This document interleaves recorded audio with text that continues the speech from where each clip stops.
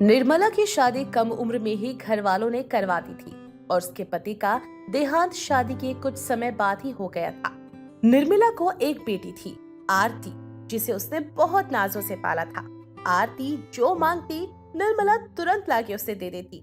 निर्मला अपना गुजारा ट्यूशन पढ़ाकर चलाती थी। निर्मला के पास हरविंदर और सोहेल नाम के दो कॉलेज स्टूडेंट पढ़ने आते। एक दिन हरविंदर सोहेल को कहता है, सोहेल भाई, मैं उसको बहुत चाहता हूँ, उसके बिना जी नहीं सकता। किसको? अरे वहाँ जहाँ हम रोज पढ़ने के लिए जाते हैं। तू पागल है? ट्यूशन वाली की बेटी को चाहता है? अरे नहीं नहीं भाई, मैं ट्यूशन देने वाली को चाहता हूँ। मुझे नीरू बहुत पसंद है और उसकी चाल, उसके गाल, उसके बाल, आए हाय। तू पागल है? ये नीरू नीरू क्या है? निर्मला मैम है वो, निर्मला मैम। अरे ABCD छोड़ो भाई, नैना से नैना को जोड़ो। नीलू को जाके अपने दिल का हाल बता दूंगा और देखता हूँ कि वो हाँ करती है या ना। हरविंदर और सोहेल अब निर्मला के घर पढ़ने आते हैं और आरती उन्हें देखकर स्माइल पास करने लगती है और फिर अपनी माँ को बुलाने चली जाती है। निर्मला आती है और रोज की तरह उन्हें पढ़ाना शुरू करती है। सोहेल कोई बहाना करके जल्दी घर चला जाता है और फिर हरविंदर निर्मला से कहता है, मैम, ये प्यार की उम्र होती है क्या? ये कैसा सवाल हुआ? तुम जो पढ़ने आते हो उसमें ये सिलेबस नहीं है। आपको पता है, मैं आपको दिल ही दिल में बहुत चाहता हूँ और मैं जानता हूँ कि आप भी मुझसे प्यार करती हो, लेकिन बोलती नहीं हो। मैं तो कहता हूँ अभी कबूल कर लो। हरविंदर अपने बैग से गुलाब निकालता है और उसे निर्मला के आगे करके कहता है, लाया हूँ ये गुलाब तुम्हारे लिए, अब जल्दी से बता दो क्या है तुम्हारा जवाब। अगर तुमने आज हाँ कहा तो कल ही डोली ले आऊंगा। अगर किसी ने बीच में तमाशा किया तो उसकी एक उल्टे हाथ का पड़ेगा ना तो तुम्हारी लाश बिछी हुई नजर आएगी यहाँ पर। चले जाओ यहाँ से, और हाँ, कल से आने की कोई जरूरत नहीं है। इतना कहकर निर्मला हरविंदर को अपने घर से भगा देती है और हरविंदर उदास हो जाता है। साथ ही सोच लेता है कि वो निर्मला से बदला लेके रहेगा। अगले दिन वो अपने दोस्त सोहेल से मिलता है और सोहेल उसे देखकर समझ जाता है कि कुछ तो गलत है। क्या हुआ बच्चू, मिल गया ना जवाब? अपनी उम्र से 2 गुनी लड़की से प्यार करेगा तो यही होगा। वो लड़की नहीं, औरत है। इससे अच्छा तो तू आरती को सेट कर लेता। उसकी आंखों में दिखता है कि वो तुझे कितना प्यार करती है। हरविंदर मन में ठान लेता है कि अब वो निर्मला की बेटी आरती से शादी करेगा, जिसके बाद वो हाथ मुंह धो के आरती के पीछे लग जाता है। आरती भी हरविंदर को प्यार करने लगी थी।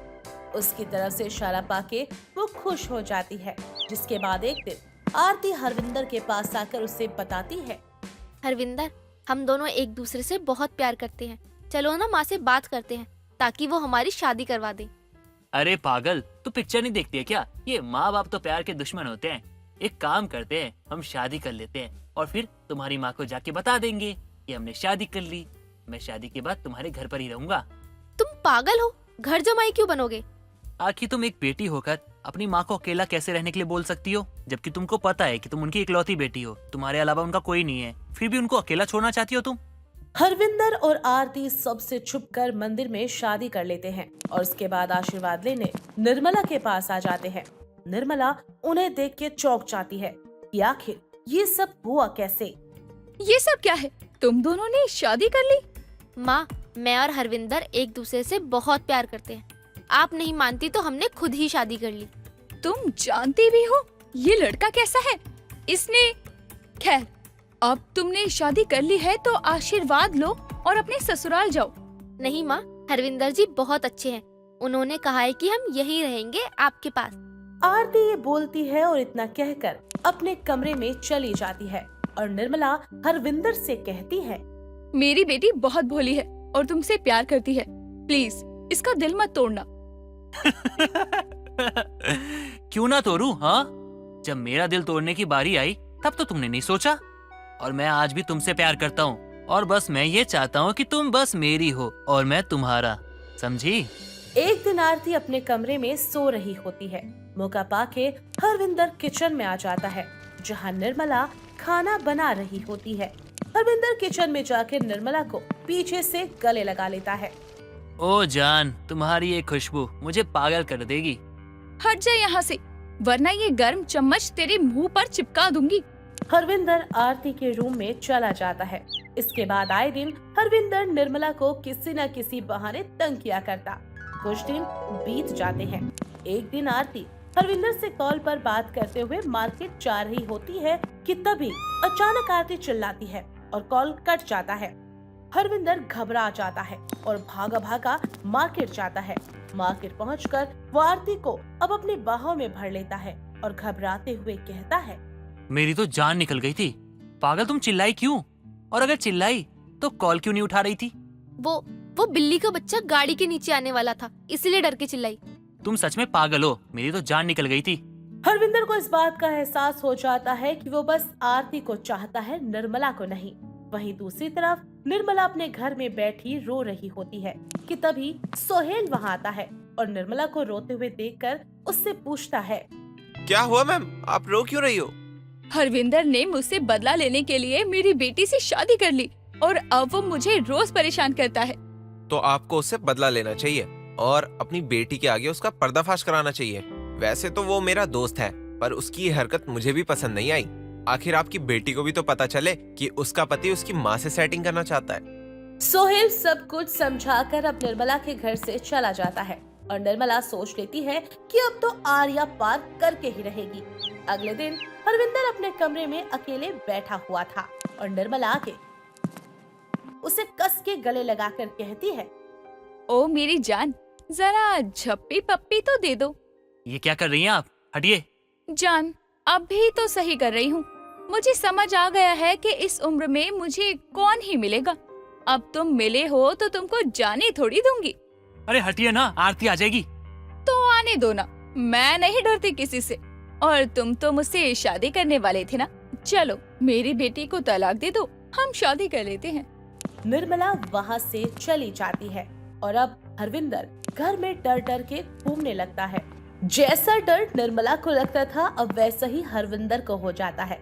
निर्मला का जब मन करता वो उसे परेशान करने लग जाती।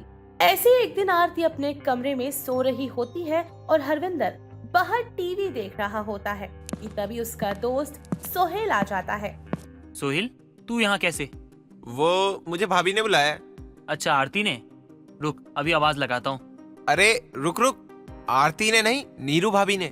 तभी निर्मला वहाँ आ जाती है और सोहेल कहता है, भाभी, मैंने कोर्ट मैरिज की अपॉइंटमेंट ले ली है। अब दोनों चलो शादी कर लो और आरती को बता दो कि सास और दामाद की सेटिंग है। तुम दोनों पागल हो चुके हो क्या? मुझे कोई शादी नहीं करनी है। पर मेरे प्रीतम, तुम तो मुझसे बहुत प्यार करती थी ना। अब आरती की फिक्र मत करो, मैं उसे सब बता दूंगी। हम दोनों मिलकर एक ही पति के साथ रह लेंगी। इतने में निर्मला आरती को आवाज लगाने वाली होती ही है कि तभी हरविंदर उसके पैरों में गिर जाता है और उससे कहता है, माँ जी, मुझे माफ कर दो।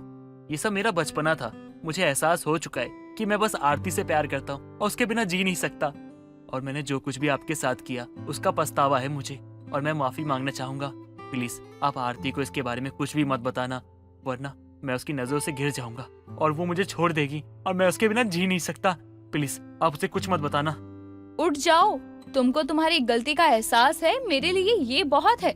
मैं नहीं चाहती कि मेरी बेटी को ये सब पता चले और तुम लोगों का रिश्ता ही खराब हो जाए। आरती उबासी लेते हुए कमरे से बाहर आती है और ये सब तमाशा देखकर कहती है, अरे क्या सेटिंग चल रही है दोनों सास दामाद में। और सोहेल, तुम यहाँ कैसे आना हुआ? अरे वो हमारी गली में एक दामाद सास को लेकर भाग गया, बस यही बताने आया था। छी छी, क्या जमाना आ गया है। राम राम। आरती के ये कहते ही निर्मला और सोहेल जोर से हंस पड़ते हैं और हरविंदर अपने कमरे में भाग जाता है। जिसके बाद हरविंदर अपनी सास का मां समान आदर करता है और आरती से बेहद प्यार करने लगता है। मोहिनी बहुत ही सुंदर लड़की थी। वो अपनी अदाओं से किसी को भी घायल कर देती थी। मोहल्ले के सभी लड़के उसके दीवाने थे और उसको पाने के लिए नए नए तरकीब लाया करते थे। ऐसे ही एक दिन मोहिनी बालकनी में खड़ी होकर अपने बालों को बना रही होती है और नीचे से उसे एक लड़का ताड़ रहा होता है। उस लड़के को देखकर मोहिनी और भी ज्यादा इतराने लगती है कि तभी मोहिनी की माँ कमला वहाँ आ जाती है और उससे बोलती है, अरे ये सब क्या चल रहा है? और ये लड़का कौन है जो तुझे ऐसे ताड़ रहा है? और तू भी कुछ कम नहीं है। जब तुझे दिख रहा है ये लड़का तुझे ताड़ रहा है तो इसे तू अपनी अदाएं दिखा रही है। क्या माँ, तुम भी कुछ भी कहती हो। और वो तो मैं अपने बाल बना रही हूँ यहाँ खड़ी होकर, और मुझे कोई देख रहा है तो इसमें मेरा क्या कसूर है? हाँ तू कर ले तुझे जितने नैन-मटक्के करने हैं, लेकिन शादी तो मैं तेरी अरेंज ही करवाऊंगी, और अब जल्दी ही करवाऊंगी। ऐसे ही समय बीतता है और कमला अपनी बेटी की शादी विकास नाम के लड़के से करवा देती है। मोहिनी अब शादी करके अपने ससुराल आ जाती है। विकास को मोहिनी बहुत पसंद थी। विकास शादी के बाद मोहिनी को पहली बार घुमाने लेकर आता है। विकास मोहिनी को लेकर आगरा जाता है और उसके हाथों में हाथ डाले घूम रहा होता है कि तभी उसके बगल में एक आदमी आ जाता है और वो उसे देखकर उससे बोलता है, अरे भाई, किस मंदिर में जाकर माथा टेका था जो तुझे इतनी सुंदर बीवी मिली? अरे हमें भी बता दो, हम भी मत्था टेक आए, कुछ भला इस गरीब का भी हो जाए। मोहिनी अपनी आंखों को मटकाते हुए उससे बोलती है, क्या भैया, आप भी कुछ भी बोलते हो, लेकिन मैं आपकी बातों को समझ सकती हूँ। आप भी ये क्यों कह रहे हैं? लेकिन भैया, हमारी अरेंज मैरिज हुई है। चलो मोहिनी यहाँ से, पता नहीं ये क्या बोले जा रहा है। तुम इनकी बातों पर गौर मत करो।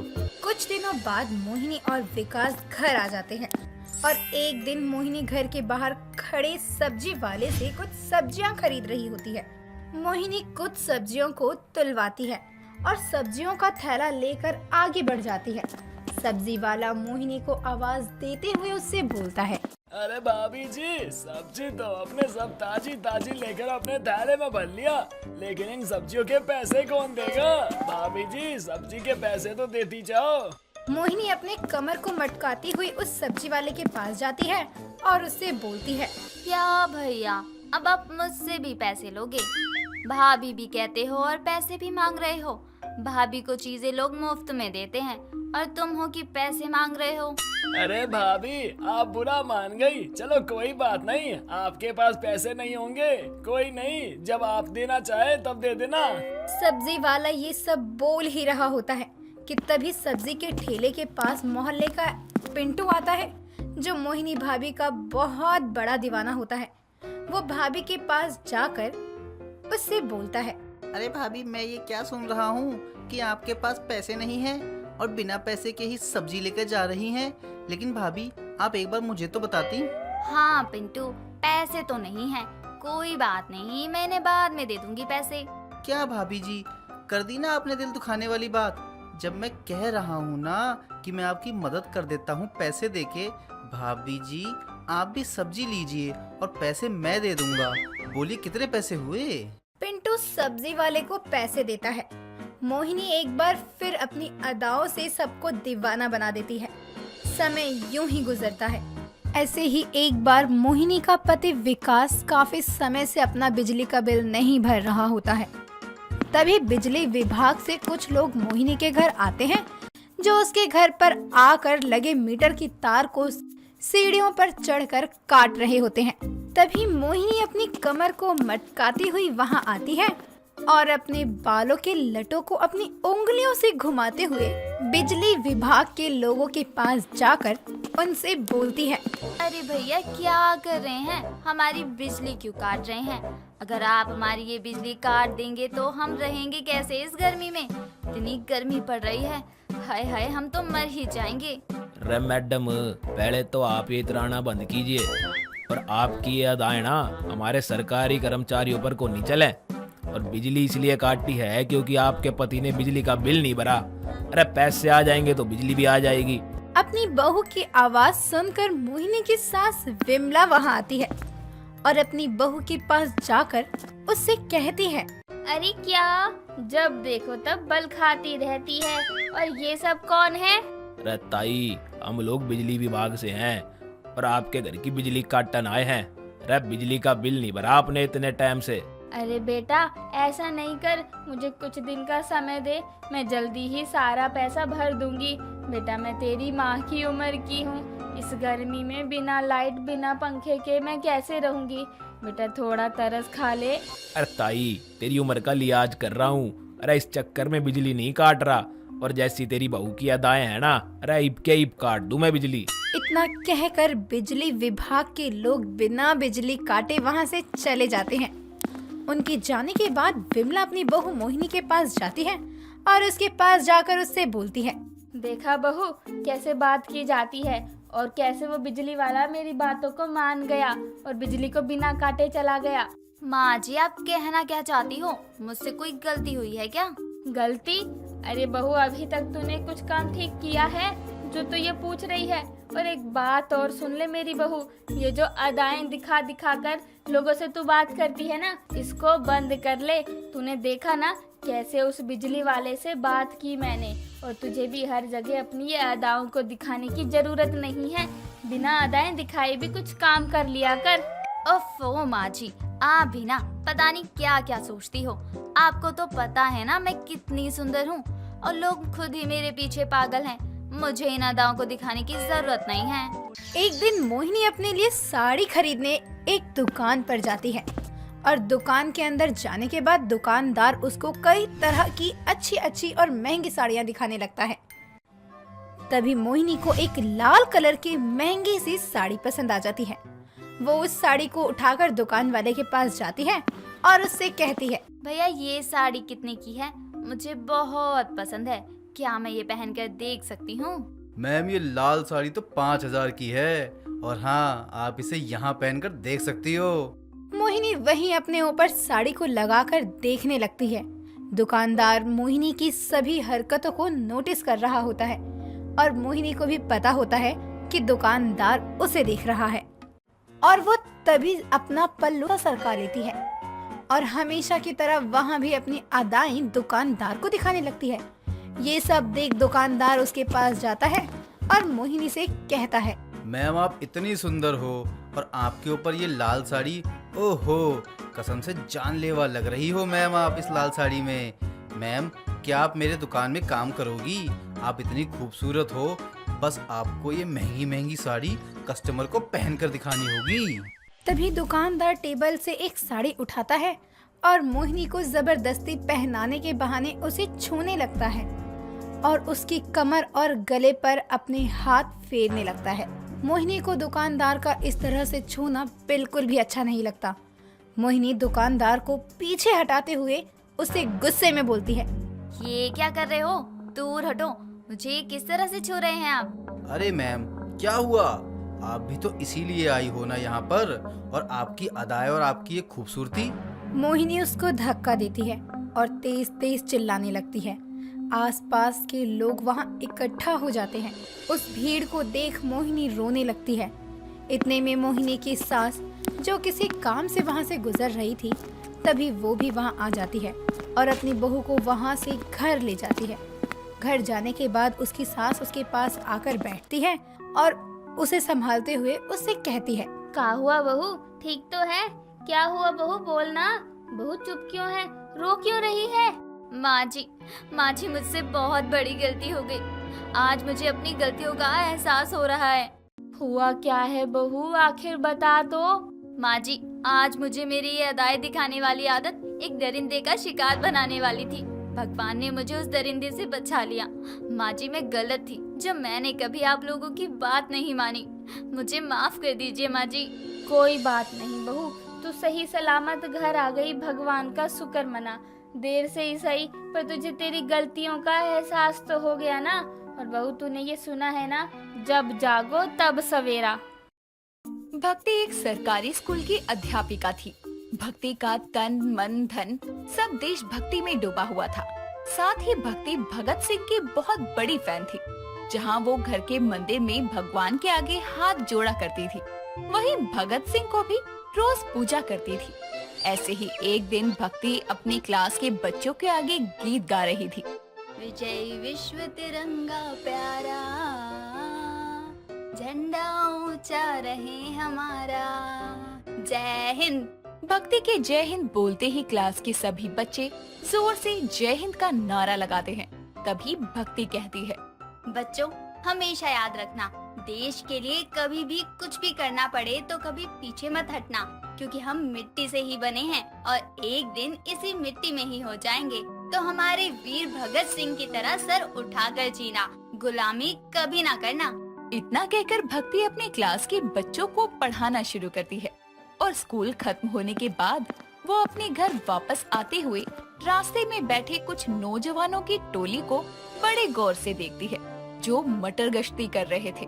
और जैसे ही वो घर आती है तभी अपने कमरे में लगी हुई भगत सिंह की फोटो के आगे खड़े होकर कहती है, क्या होगा आज की युवा पीढ़ी का, जिसे बस नशे, आवारागर्दी और आलस की आदत है। इन सब के अंदर की देशभक्ति की भावना तो जैसे कपड़ों के मैल की तरह धुल ही गई है। किसी को पता ही नहीं है अपने कर्तव्यों के बारे में। बस हर कोई इसका उसका फैन है, कोई भगत सिंह का फैन नहीं है। भक्ति इतना बोल ही रही थी कि तभी वहाँ पर भक्ति की सास नीना हाथों में पानी का ग्लास लिए आकर कहती है, क्योंकि हर कोई मेरी देशभक्त बहू की तरह भगत सिंह का फैन नहीं होता है। बेटा, आजकल के लोगों में वो साहस नहीं है जो शहीद भगत सिंह में और उसके साथियों में था। आजकल तो लोग काम करके नाम दूसरों का लगा देते हैं। जी माँ जी, सही कह रही हैं आप। आपको पता है, मैं तो अपनी क्लास के बच्चों को हमेशा अच्छी, सच्ची और देशभक्ति की बातें सिखाती हूँ। हाँ बहू, जानती हूँ। चल अब एक काम कर, फ्रेश हो जा और खाना खा ले, फिर शाम को बाजार जा रहा है कुछ सामान लाने। जी माँ जी, ठीक है, जैसा आप कहो। आप खाना लगा लो, मैं अभी आती हूँ। भक्ति की बात सुनकर नीना उसके लिए खाना लगाने चली जाती है, जिसके बाद दोनों सास बहू मिलकर खाना खाती हैं और शाम को दोनों बाजार जाती हैं। बाजार पहुंचकर नीना सब्जियां ले रही थी, तभी भक्ति की नजर एक गरीब फटे हाल औरत पर जाती है जो सब्जी वाले की रेहड़ी पर खड़ी सब्जी के दाम पूछ रही थी। साथ ही वो हाथ की सफाई से कुछ सब्जियां अपने झोले में भर रही थी। उसे ऐसे करता हुआ सब्जी वाला और भक्ति दोनों देख लेते हैं। तभी सब्जी वाला कहता है, अरे ये क्या कर रही हो? दाम पूछने के बहाने से सब्जियां चोरी कर रही हो? नहीं नहीं, मैंने नहीं किया कुछ भी, झूठ बोल रहे हो आप। अरे गरीब हूँ, बेईमान नहीं, मैंने नहीं ली कोई सब्जी, भारत माता की कसम। उस औरत की बात सुनकर भक्ति को गुस्सा आता है और वो उसके पास आकर कहती है, कितनी बड़ी देशद्रोही हो तुम। अरे अपनी बेईमानी छुपाने के लिए अपने ही देश की झूठी कसम खाते हुए शर्म नहीं आ रही? सच तो ये है कि तुम्हें सब्जियां छुपाते हुए मैंने खुद अपनी आंखों से देखा है। तो क्या करूं? मेरे पास जो पैसे हैं वो बहुत कम हैं। उतने में मेरे परिवार के लिए सब्जियां नहीं आ सकती हैं, इसलिए ये किया। अरे मेरे गुरु शहीद भगत सिंह ने तो सेंट्रल असेंबली में बम विस्फोट करके ब्रिटिश साम्राज्य के विरुद्ध खुले विद्रोह को बुलंदी प्रदान की थी और भागने से भी मना कर दिया था, और तुम सब्जियां चुरा कर भी भारत माता की झूठी कसम खा रही हो। अरे भगत सिंह ने अपने नाम पर फांसी ले ली थी और तुम खुद की हुई चोरी का इल्जाम भी नहीं ले पा रही हो। माफी मांगो अपनी गलती की और वापस करो सारी चोरी की सब्जियां। भक्ति की बातें सुनने के बाद उस औरत का सर शर्म से झुक जाता है और वो अपनी चुराई हुई सब्जियां वापस लौटा देती है, जिसके बाद भक्ति अपने पैसों से उस गरीब औरत को सब्जियां खरीद कर देती है और कहती है, सुनो, कुछ गलत किया है तो उसे स्वीकार करने की हिम्मत करो, ऐसे कायर मत बनो। और हाँ, फिर कभी भारत माता का नाम ऐसे किसी भी झूठ को सच बनाने के लिए इस्तेमाल कभी मत करना, ठीक है? इतना बोलकर भक्ति वहाँ से चली जाती है। ऐसे ही वक्त गुजरता है और भक्ति अपनी देशभक्ति और भगत सिंह के सिद्धांतों को हर तरफ फैलाती रहती। ऐसे ही एक रात जब भक्ति अपने पति अर्जुन के साथ सो रही थी, तभी भक्ति नींद में जोर जोर से चिल्लाने लगती है, इनकलाब जिंदाबाद, इनकलाब जिंदाबाद, वंदे मातरम, वंदे मातरम। हम आजाद होंगे, मेरा भारत आजाद होगा, इनकलाब जिंदाबाद, इनकलाब जिंदाबाद। भक्ति की आधी रात को नींद में होती इस क्रांति की आवाज से अर्जुन हड़बड़ाहट में उठता है और भक्ति को उठाते हुए कहता है, अरे भक्ति, आंखें खोलो, देखो भारत आजाद हो चुका है, बल्कि भारत को आजाद हुए 75 साल हो चुके हैं। उठ जाओ मेरी क्रांतिकारी बीवी। हम आजाद हो गए, भगत सिंह का सपना पूरा हो गया, हम आजाद हो गए, इनकलाब जिंदाबाद। भक्ति, अपनी देशभक्ति और नींद से बाहर आओ।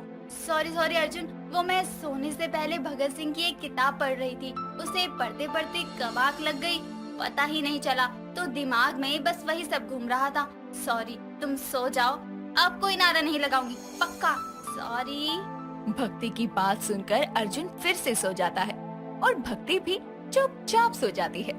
यूं ही दिन गुजरते हैं और 15 अगस्त का दिन पास आने को होता है और हर तरफ 15 अगस्त की तैयारियां शुरू हो जाती है।